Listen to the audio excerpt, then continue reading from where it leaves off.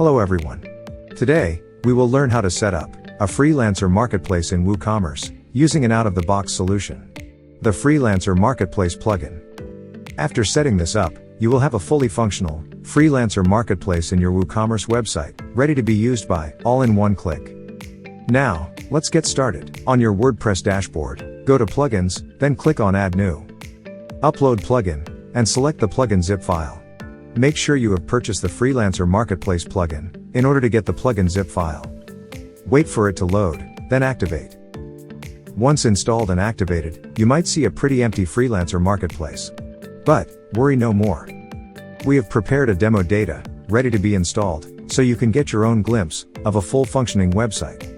Just hover to Freelancer Marketplace menu, click on Demo Marketplace, and install. It's very fast and easy. After that, just reload your web page, and you can now see sample data loaded to your Freelancer Marketplace. If you want to learn more, just watch our other videos, or visit our website at www.pluginsansnippets.com. Thank you.